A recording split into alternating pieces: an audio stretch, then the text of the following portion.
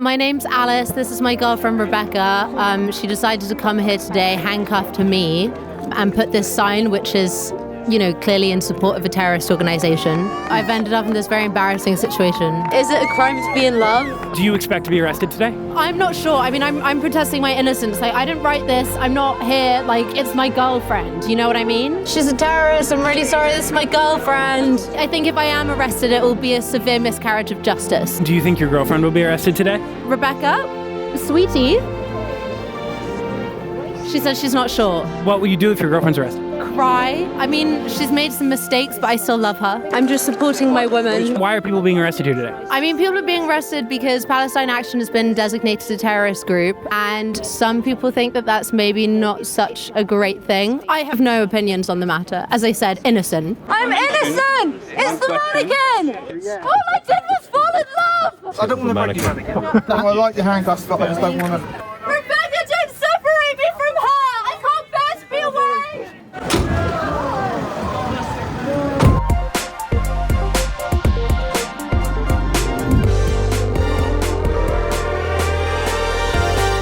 Oi! Channel 5 Live Worldwide back for the one time. London edition, bruv.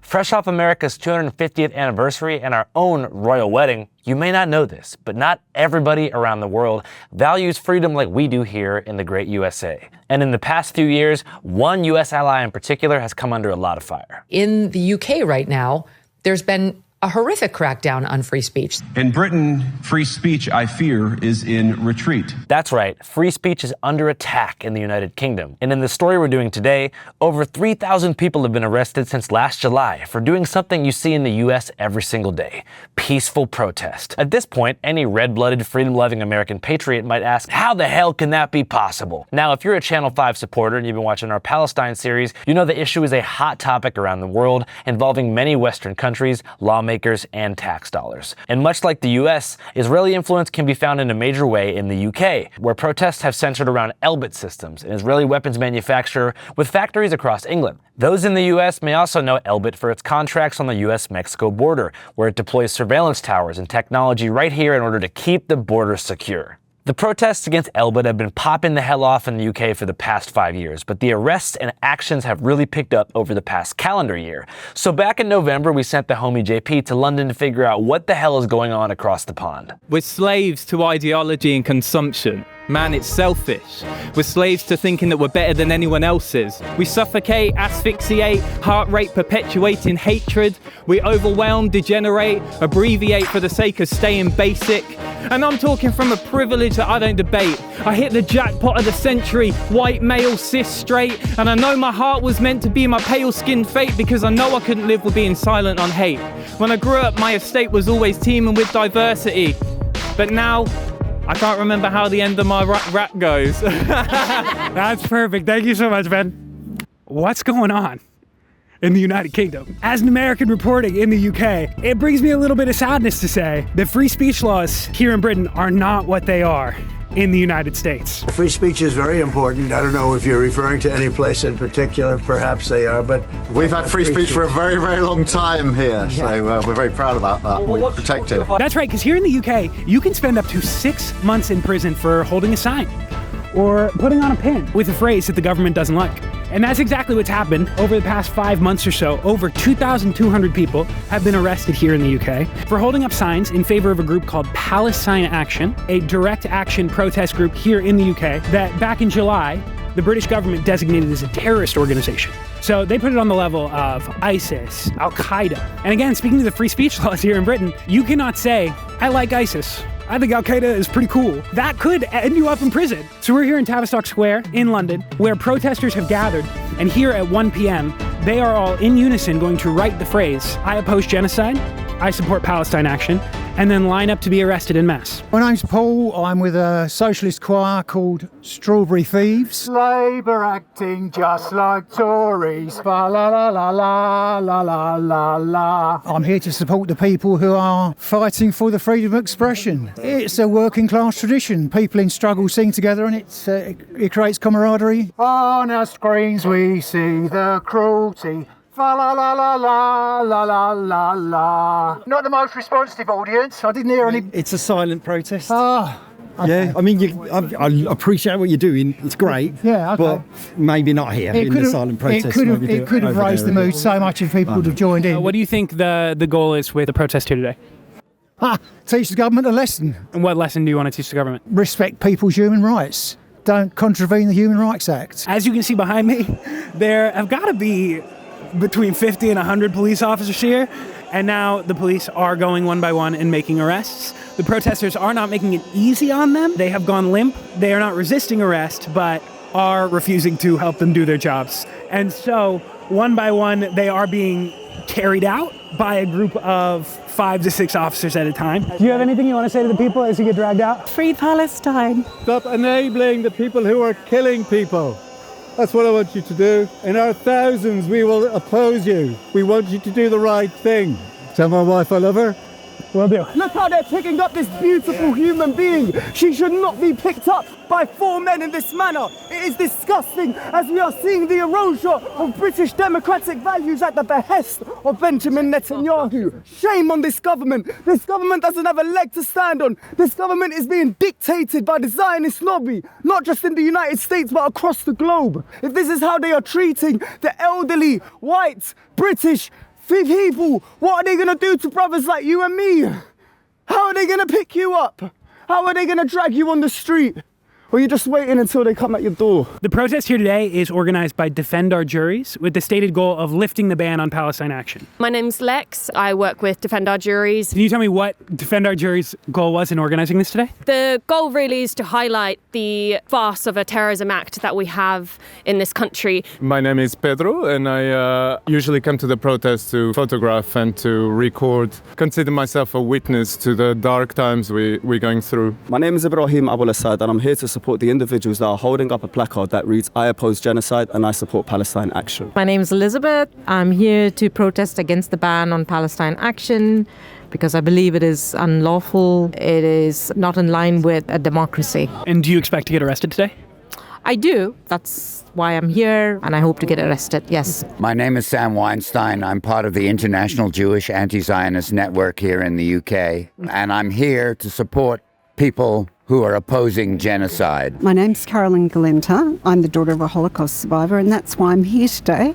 I'm protesting against the prescription of Palestine action. I think it's absolutely outrageous. It's a complete erosion of our democratic rights going on in this country. The government is trying to completely take away our human rights to express our opinion about what's wrong with the world. And this is taking place after the United Nations believes that Israel is carrying out a genocide in Gaza, after the international criminal courts are investigating the Israeli military for plausible genocide. Sorry, not just the Israeli military, but has actually issued arrest warrants for Benjamin Netanyahu, as well as other individuals within his government. But we're seeing elderly in such harsh environments, in the winter, in the cold, being dragged by men. For what? For holding up a placard saying that they oppose that very same genocide. The amount of police officers that is here today just shows the priorities of this state in suppressing any kind of political dissent. That's what we're here to highlight. This is one of a long line of protests under the name of Lift the Ban, specifically about lifting the ban on Palestine action. So there's a civil disobedience campaign, a very broad-based civil disobedience campaign, with now 2,200 people who've been arrested. So my name's Paddy Friend. I'm a law student, live in London. I'm currently like a PhD researching, protest rights and the repression of protest in this country. You were recently arrested, right? Yeah. I was arrested because Palestine Action were recently proscribed this year, given terrorist status under law, and I've been arrested as a consequence of that. They've accused me of being an organizer of the Lift the Ban protests organized by Defend Our Juries, and they've accused me of speaking on a number of Zoom calls, which they say were supportive of Palestine Action. As the daughter of a Holocaust survivor, why do you think it's important to be here? The Jewish voice that's being heard in the media is seen as that all Jews are supporting the state of Israel and what Netanyahu's doing. And I think it's really important that Jewish people like me, particularly those of us whose families were in the Holocaust to speak up and say this has got nothing to do with Judaism, that there are many, in fact, a growing minority of older Jews and certainly many, many Jews, younger Jews, who absolutely are not Zionists, do not support the actions of Israel, and it is definitely not done in our name. Our Jewish history teaches us to be against genocide. We had to deal with a genocide, so we recognize a genocide when we see one taking place in Palestine. And our saying is, never again for anyone. But also, when I think about my father's experience and what went on in Nazi Germany and Europe, I see the erosion of those rights. A genocide just doesn't happen like that. A Holocaust doesn't happen overnight. It's the build-up of anti-democratic laws about our right to protest. You have a right to freedom of expression, which is a part of a healthy democracy. Right now, our democracy doesn't look pretty healthy. People being dragged away for going down to a public place and expressing a pretty basic fact. We don't really have free speech at all. I think for the American audience, watching this, I think it must look pretty fucking wild. You can't give your opinion on the prescription of groups like Hamas or Hezbollah or Palestine Action now. As soon as you say something about them, you're considered a terrorist yourself. To prescribe a group that basically smashed up arms companies.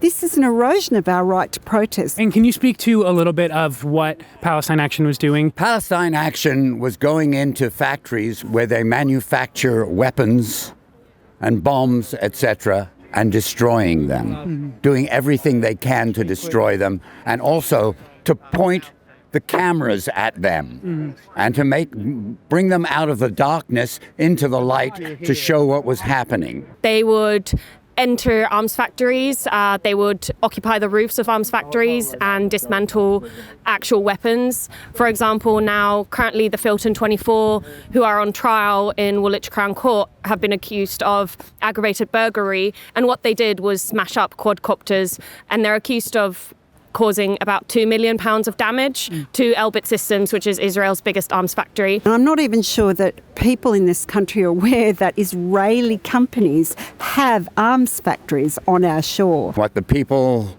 in Pal Action were doing was trying to stop a genocide by destroying the machinery of war. They were trying to break up the factories that are building the bombs that are killing women and children. But I think the thing that really spurred on the government to prescribe them was that they threw red paint. They broke into an RAF base and they threw red paint on a fighter jet. And for people who wouldn't know at home, the RAF is a section of the British military. Yeah, the Royal Air Force. The Prime Minister has condemned pro-Palestinian activists who sparked a serious security alert when they broke into RAF Brize Norton and vandalised military aircraft. And actually they were there for quite a while without anybody realising they were there, and I think the government was really embarrassed. Well, the Prime Minister, Sir Keir Starmer, has called this disgraceful and an act of vandalism, sentiments echoed by the Ministry of Defence. But massive questions given those perpetrators are still at large and given what a vital role this base plays for Britain's military infrastructure. I think it was about 2006, there was a big court case, with some people that had broken into an RAF base. One of them was represented by Keir Starmer, and the judge in that case says there is a long and honourable tradition of civil disobedience, of direct action in this country, and didn't elect to put those people in prison, And it feels like in the last 5 years, it's gotten, the game has really changed. People are going to prison for a long time and in pretty big numbers. That's why we need to dismantle the Terrorism Act 2000. It was designed to silence political dissent. It is a deeply illiberal, draconian piece of legislation. It gives the police unchecked powers and the courts unchecked powers and the state unchecked powers. It gives them the power to, hold you for a week without charge, without speaking to a lawyer sometimes. It gives them the power to stop anyone at the border that they have any suspicion of anything. It gives them the power to demand that you unlock your phone. Not only does it give the state the power to sort of destroy, groups it deems as terrorists, destroy its opponents, it is also this sort of, ideological, political tool to go after our thoughts and our of freedom of speech, right? I think what we're seeing is extreme now, the way it's been, used on a protest group for the first time. But I think it's really important to remember that these laws have been used for the last 20 years in this country, basically exclusively against Muslims. They've sowed a climate of fear, of suspicion, in Muslim communities in this country, and there've been huge miscarriages of justice. Now we see them being used on protest groups. What the movement has always said is that the police have a choice whether to arrest these people or not, right? That's a fact in this country. In the several nations that make up the UK, in Scotland, for example, the police have chosen not to arrest people holding signs because they feel either it's not in the public interest or it doesn't fit their interpretation of the Terrorist Act. All right, let me pull the curtain back for a second on how this video actually got made, because it's relevant to everything that I just showed you. There's no foreign desk yet. There's no London bureau yet. There's nobody on staff whose entire job is to read 40 British newspapers a day and tell me what's real in England yet. So when a story like this lands on our desk, the very first thing that I have to do before I book any flight to figure out what the heck is going on is open Ground News. So Ground News, if you haven't heard the good word, is a dope-ass news aggregate that pulls every outlet covering a story into one place and lines up left, right, and center side by side.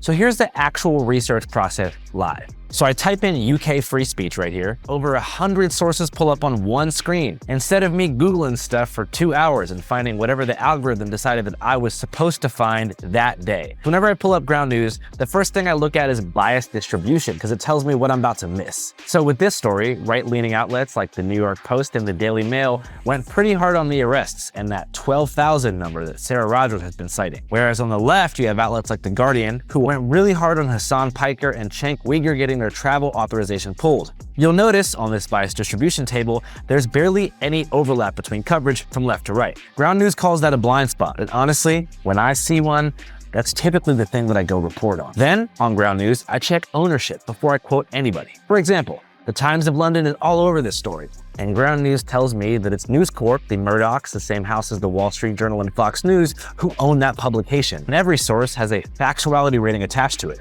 So I know exactly what I'm working with before it goes in a script. It takes about 10 minutes every day, and it's the reason that I can make a video about a country I don't know a goddamn thing about. Just subscribe through my link, ground.news/channel 5. It's in the pinned comment and description box of the video, or you can scan the QR code on screen right now, and you'll get a whopping 40% off the Vantage plan, bringing the cost down to less than $5 a month. Andrew, that's a pretty good deal. It's probably what you're thinking, and you're goddamn right about that. Guys, stay informed, but most importantly, don't let the media tell you what to think. All right, back to the video. Can you speak a little bit to the Filton 24 specifically? And I know some of them are on hunger strike right now. It's really appalling, the treatment that the Filton 24 have received. Firstly, most of them were arrested way before Palestine Action was prescribed, and the terrorism laws and terrorism powers were used against them and their family members. The Filton 24 are young people who took it upon themselves to try and stop the violent crimes of the Israeli state, where they, slaughter Palestinians with drones. What is your relation to the Filton 24? So the Filton 24 are my co-defendants. Well, at least 23 of them are, as I am one of the 24. There is another manhunt underway. This time we've got a Palestine Action protester who was given temporary bail to go to his brother's wedding for a few days. He's decided to go on the run and not come back to prison. My name is Sean Middlebury, nicknamed Shibby. My current legal status is absconded, I guess, as a political prisoner at large with a 4-star wanted level. And can you describe the reason you were arrested and just how you ended up becoming a fugitive? Yeah, so I was arrested because the British state formed a task force known as Operation Recomply in order to crack down on Palestine actionists and its supporters. They cause very limited damage. If at all that this is the case, it's proven they should be tried for criminal damage, but instead the government has incarcerated them under terrorist laws, and they're all very young. Violent raids in the middle of the night, which the UN has actually called enforced disappearances. And can you describe the conditions that you faced that followed your arrest? So the conditions was taken to counter-terrorism police station for 3 days, interrogated, I was treated as a terrorist. How long were you in prison for? I was in prison for 11 months before I got my temporary bail to go to my brother's wedding, and then absconded You say absconded. You didn't return on that bail. No way, Jose. What was your reasoning behind absconding from that sentence? Yeah, so it's a simple fact of, this whole Operation Recomply is about terrorizing people, and particularly the pro-Palestine movement in this country. And I wasn't going to play along with the strategy of showing that they can crack down on people and stop them from doing what is right. And they've been denied their rights. They've been denied bail for over a year. And several are now on a hunger strike. The only thing left for them is to put their lives on the line to create the change that needs to be seen in the world today. And that's just extremely sad. Do you know how long they've been on hunger strike? Some of them started on the 2nd of November. If you want to know the character of the hunger strike is, you only have to look at what they're accused of. Whether they did it or not, we all support direct action that disrupts an Israeli arms trade in order to end British complicity in genocide. Even maybe dying from hunger striking speaks volumes of their character. They're all between the ages of 19 and 22. So please draw press attention to this, because our media is silent. Our media is totally complicit. And our media's not talking about this. They just do the bidding of their political masters and whoever pays them. They have no integrity. Oh, they say as someone is being carried out. What is the stated goal of the hunger strike? They have 5 different goals. Some of them are quite basic, which is ending the censorship when they would receive mail from their family and friends, for example. And the last one of those 5 goals is to shut Elbit down in this country. Shut Elbit down, right to a fair trial, the deprescription of Palestine action, and of course, immediate bail. And when you say right to a fair trial, do you feel you yourself and the rest of the Filton 24 have been denied that right? Well, it's totally ludicrous. There are legal defences in this country that we should be entitled to. We weren't entitled to a fair trial. If we were, we'd have our legal defences for starters. We'd have bail for starters. But we're being penalised the whole way through. And so we've already seen protests across the UK. We've got this one today. There are more scheduled throughout the week. Can you just speak to why this week specifically there are so many popping off?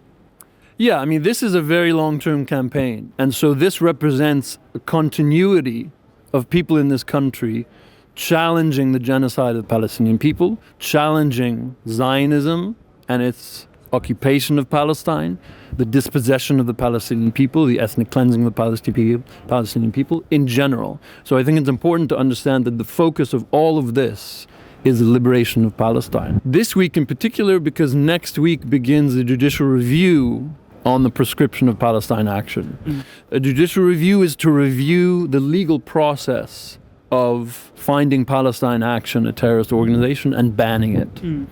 That means that one of the co-founders of Palestine Action is essentially taking the government to court, appealing that decision, and those judges will then decide whether the way the law was passed was in and of itself lawful or unlawful. Oi, I'm back, because obviously it's been a few months now since we shot that footage, and there's been some important developments in this case and the story at large. First, to the hunger strikers. They continued without food for another month and a half, with the longest going for 73 days without eating, lasting even longer than Bobby Sands' famous hunger strike in 1981 for the rights of the IRA in Ireland. So as far as the outcome since then, the strikers actually declared victory in January after the British government decided not to award a £2 billion defense contract to Elbit Systems. As for the challenge in court to the legality of calling Palestine Action protesters terrorists, well, at first, the court ruled that the decision was unlawful and arrests had to stop, so no more arresting people for talking in the streets. But as we came to see, the British government was not about to go down without a fight, challenging the ruling, leading to the arrest of 500 more protesters back in April.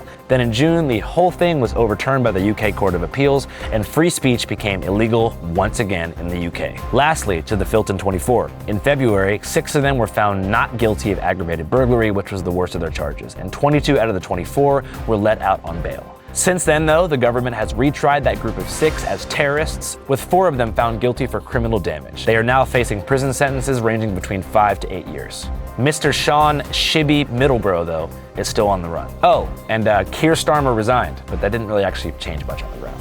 All right, so now you're up to date. Let's get back in the field. The people who should be in the dock The real criminals are the ones in government who have been supporting this genocide, and also the people who are building the armaments to kill people. Those are the people who should be in the dock. Palestine Action's prescription is a reflex in order to desperately try to protect an Israeli arms trade in Britain that's on its last seedy legs. The prescription happened after that incident on the RAF base. There were property damages or damages done allegedly by the Filton 24 in the factories. And obviously the government is describing those as the actions of a terrorist group. How would you describe those actions? Is spray paint, is red paint. Terrorism is smashing up drones that are going to be used to literally terrorize a population and kill them and ethnically cleanse them in order to expand settler colonialism. Is that terrorism? No, the actual terrorism is what these factories, these companies, and these weapons are being used for. Adhering to what Francesca Albanese, a UN Special Rapporteur, who herself said that at least 600,000 Palestinians in Gaza have been killed. Other reports say that over 200,000 Palestinians in Gaza have been killed. 20,000 children.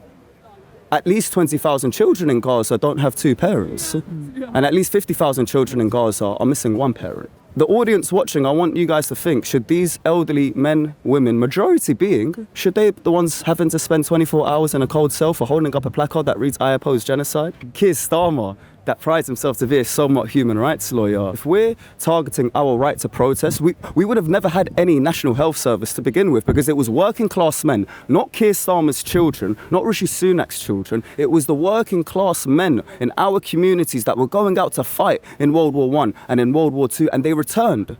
And they returned a lot of times without a limb, without a leg, and there was no health service. So what did they do? They protested. They demand the right for a change in society, and that is how we have our National Health Service, in which the leaders want us to clap for, let alone giving them a pay rise for. It's disgusting. If people want to continue living in a democracy, they need to stand up against this government and its unjust and illegal laws, and not wait to take action only when it affects them personally. You need to do it for this country and for the welfare of everyone, because otherwise doctors' strikes may not happen. Union strikes may be may be considered illegal. So don't wait for it to happen. We can't rely on begging the so-called powers that be to bring about change and have our demands met. We have to make it ourselves by taking direct action to force concessions. This is a country that was barring women in general, as well as middle-class, working-class women, and it was the middle-class women of the suffragette movement that carried out direct action to ensure that they should have a right on the table, and it shouldn't just be an elite man that, as a result of the property that he owns, is the reason why he can dictate politics. The police are overwhelmed. Police don't have enough cells to fit 500 people when there were 500 people at protest. What they've decided, which I think is appalling, is they're going to try 5 people at a time, and they're going to allow each person half an hour each to make their defense. So they've determined that they have a mass scale. They're going to try almost like a sausage factory to push people through the justice system, keeping in mind that these are people who are threatened with terrorist offenses. I myself was accused and charged. I was found not guilty, but with Section 13, which is showing support or wearing something. My case was I painted this huge banner. It shows the illegal West Bank wall, the apartheid wall, broken up in the middle, and there's a huge white dove flying through, holding the key, the symbol of the right to return for all refugees around the world, and the word free flying over. And we were blocking off. There was some Zionists across the road, so we used the banner to block them off. And they have to look at the picture, the future of Palestine. And then as soon as we're trying to wrap up the banner, the police grabbed us and they said, you're under arrest under Section 13. And we're like, what's that? And it's it's a Terrorism Act. But just the most amazing, surreal reason why they arrested us was because I depicted a blue sky, a clear blue sky, because it was quicker. I actually thought about putting some clouds. When I had my interview at 3 a.m, my solicitor said, you know what, this is bullshit. She said, the blue sky, that was the reason for the arrest, is the same as in Gaza on the 7th of October. This is how crazy they're becoming. How quickly were those charges then dropped? 5 months and a half. You expect to be arrested today? I do. In fact, I'm going to run back now to get arrested because I'm hoping I haven't missed my chance. How do you feel about the fact that in being arrested, you're likely facing a terrorism charge and what that means for your life there afterwards? Well, that is a risk I'm willing to take. It will not be a good outcome, but I'm not in this on my own. There are several thousands along with me, and so I get my solidarity from them. So it is a risk that I am willing to take. I don't know if it's not clicked, but the ridiculousness of arresting people like me under the Terrorism Act, I'm like, it just doesn't feel like it's nonsensical. We'll see what happens. I don't expect that I'll be in prison. I suspect I'll end up with a fine. Most people who are holding signs will be arrested under what's called Section 13 of the Terrorism Act, and that is displaying support for a prescribed organization. Those people will almost never really see the inside of a prison cell. I think it would be very unlikely. And in fact, it would be practically impossible to put 2,200 plus people in prison. What most of them will probably see is a fine. But the long-term effect, the real issue is not the sentence itself. It's the long-term effect. A terrorist conviction can never be spent. So that will be on your record for the rest of your life. That will affect your employment in the future, for example. That will affect your chances of travel. That will affect the sort of jobs you can get. My family was totally scared. Every single one of us, we had no idea what they can do. You don't know. If they can arrest you for that, what can they do more? So for 5 months and a half, we were terrorized. Which I think is one reason why we see a very different demographic taking part in these protests.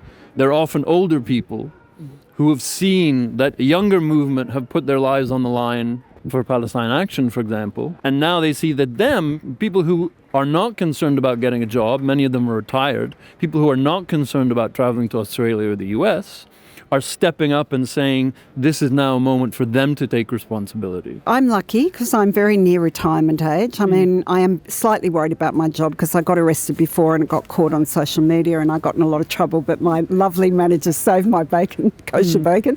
I don't know what's going to happen now, but I just felt I had to do it again. I'm so concerned about the laws that are being passed. So you were arrested for one of these actions before? Yeah, on the 6th of September. What would you say to people of any age who might be like-minded and agree with you about the prescription of Palestine Action, but are afraid to be arrested, afraid of being labeled a terrorist? You're not alone. That is all what I can say. And I can understand everyone has, their individual reservations and fears. If they even just come and watch what's happening and listen to people and perhaps open their eyes to what is actually happening and reflect on their role in the society, then they might reconsider. You see, the truth is our Prime Minister's a real racist, and Dave the Rapper got it right when he used his platform to say this. And the problem isn't self-isolated when we're peeling back our history just to see where the hate is. It takes 8 minutes 46 seconds to put a man down. 8 minutes 46 seconds his head to the ground. 8 minutes 46 seconds spectators surround, and it ain't finished in a split second. So come gather round, because we got a history as whitewashed as the paper I write on.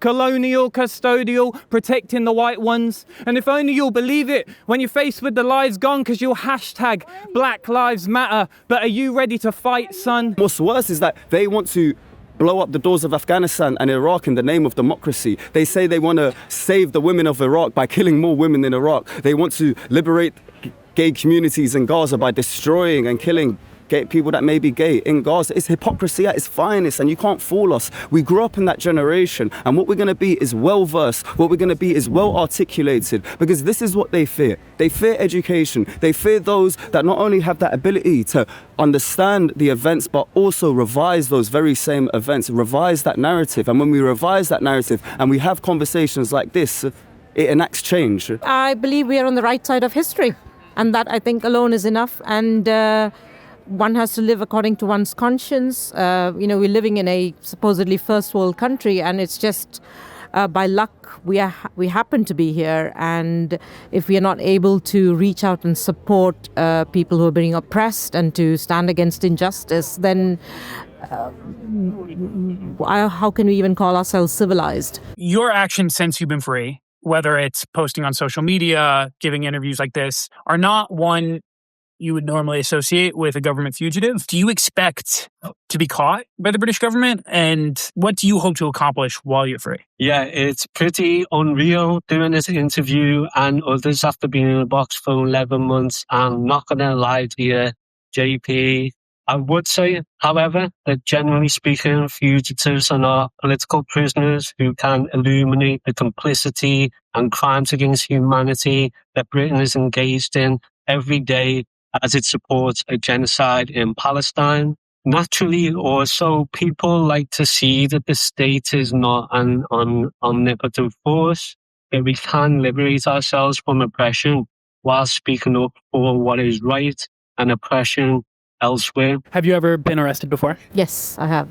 What were you arrested for previously? A similar action in October. And then could you just speak quickly to what your experience was like being arrested the last time in October? It was perfectly pleasant. Met police, have perfectly polite, shrewd, I have to say that is such a uniquely British perspective that I cannot say to. I've witnessed a lot of protests and arrests happen in the United States, but this is a much more polite environment and interaction between protesters and police than anything I've ever witnessed. Well, in the US, you'll get shot down. You'll be shot. So like 2 months ago-ish, kind of early September, I sort of crept downstairs, heard these knocks at the door, looked out, and there's 10 counter-terrorism police at my door, which is not what you want to see at 7 a.m. 10 officers? Yeah, seriously. I mean, I look at you and I think that's a threat. Yeah. But yeah, they were counter-terrorism police because I was arrested under the Terrorism Act. Handcuffed me at the door. Yeah, this is what happens. Britain in 2025. Took me across London to the special, counter-terrorism unit they have. What were the conditions like there? I don't want to sort of be oh, poor me. It was shit. I was held for 3 days in solitary.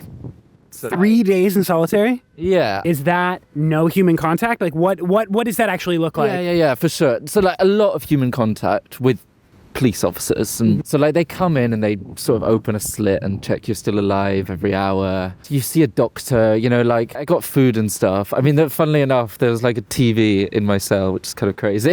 Okay, so but it's you alone in a cell with a TV. With a TV that I couldn't control, and they would just chuck on random shit. Wait, so you can't control it? They're just throwing. You look like you like Harry Potter, and we'll just put on the whole Harry Potter. That is the most British arrest experience I could possibly imagine. And are you still pending charges on that? Do you know will you have to pay a fine? I will have to go and attend the police station sometime next year. So yes, that's pending. All right. Well, best of luck, and I appreciate you being willing to speak with me, and best of luck today. As we have police officers standing over us, it seems ready to move forward, so I will get out of your way. So there is one counter-protester here. It doesn't seem like he wants to speak to us, which is unfortunate.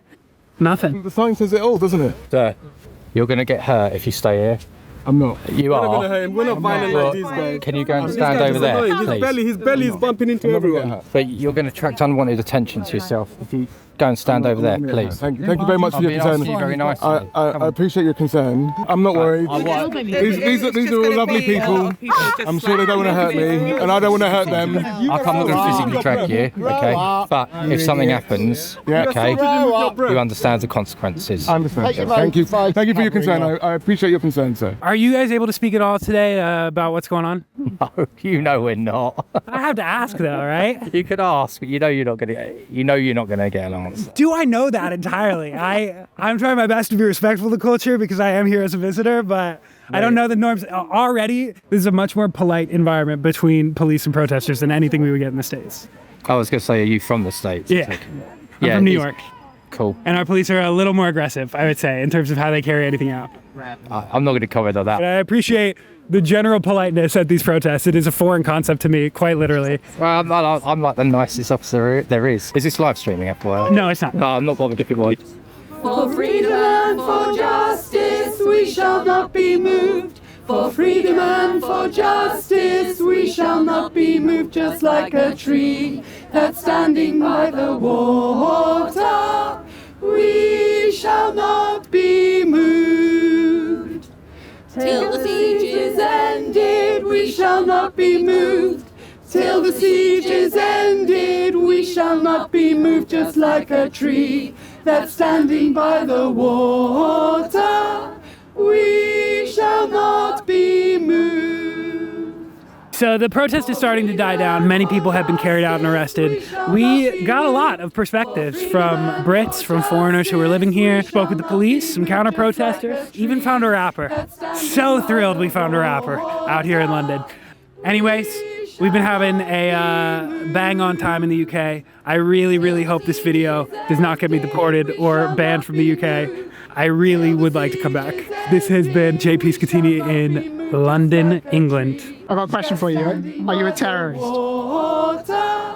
We shall not be moved. Channel 5 Live Worldwide, baby. Channel 5 Live Worldwide, Hollywood and Vine. Fuck the authority, Channel 5 News. Channel 55. We don't fuck with custers. And 5 is the best number. Hey, what's up guys? Andrew here. I hope you enjoyed the episode. I had fun making this video, and I had fun making something else too. As of today, right now, Channel 5 has launched its own streaming service outside of the big four social media platforms. Total digital algorithmic freedom, baby, and it's called C5 Now. Not today, not tomorrow, but right the hell now.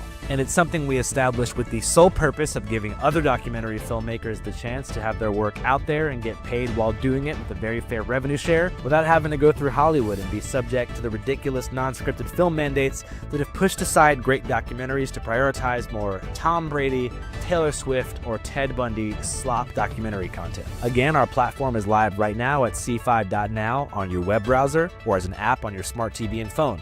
We plan to publish a new film every single week from now until the rest of eternity, and have currently loaded up 5 bangers to get things moving. The first film is called The Art of Protest by our friends over at Indecline. It's a wild ride. The second film is called Starcash by Haley Garrigus. Another wild ride through Wall Street as told by the astrologist who actually called the shots up in that bitch. The third is a profile documentary on the legendary physicist Gabor Mate by Asher Penn called Physician Heal Thyself. The fourth is called Rat Film by Theo Anthony, which is a sick-ass movie about Baltimore's rat population. Then the fifth documentary up there is my own, called Finding Orson, which up until now has never been seen. Here's the official trailer. My name is Andrew Callahan, and this is a documentary about a man who misses his parrot. Baby! Baby! Baby! I mean, where does he get this stuff? Baby! Baby! Yeah, he landed in this area. Maybe we should go circle in that area too. My name is Rick Shore, but it's going to be changed very shortly by a judge to Raphael, which is Hebrew for God heals. Baby.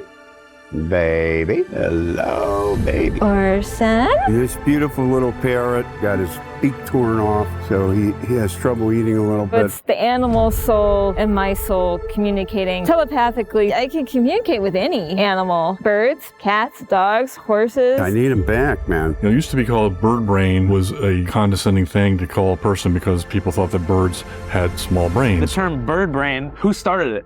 And what's the agenda? Because obviously there's an agenda at play. Do you know what I'm talking about? I think we should roll with it, man. They're trying to keep us away from what could be the strongest bond in the animal kingdom. You think it's conspiratorial? I think it's conspiratorial animal. Deep state cabal. Deep state, don't go there. That's proof. Of dog lovers who are connected to the ASPCA and probably funded by the kennels themselves. Think about Petco. There's a dog in the logo. Who owns Petco? Blackwater. What do they do? Finance the Iraq War, provide CS tear gas for the National Guard in Portland. You're on a roll, dude. I just care, man. Huh? I just care about the birds. You just care about the birds? Think about it. When's the first time you heard bird brain? And when's the first time you heard someone refer to a dog as man's best friend? You think the dog came up with this? No. Think about all the films like Air Bud, where they promote a human canine union. You ever seen a bird star in a film? How long you been thinking about this, bro? My whole life. Just because they have a small brain doesn't mean they're not intelligent. He said the reason he reached out to me is because I'm Jewish. He's talking about apples. He discovered a new kind of apple. Unfortunately, it was not Little Orphan. What do you think the likelihood is that we'll find our friend's bird? Very, very unlikely. He probably is in somebody's house right now and they don't know how to get in touch with him. I don't hit him. I just hold him really tight and I say, no. It's the only thing I got. I got a rare disorder I've been struggling with for 40 years. My girlfriend died of MS. He was in a lot of pain constantly. Hello, baby. To him, Orson symbolized more than just the loss of a pet. They were best friends, and Orson was the only living creature he had left, the only person who told Rick that he was loved. Orson? All right, if that seems like something that you want to see, and you want to watch all those 5 documentaries, go check out C5.now. It's $5.55 a month, but that collective capital goes straight back to all of us, back to the directors, and into the hands of the people where it was supposed to be in the first place. Fuck the authority, Channel 5 News, link in below.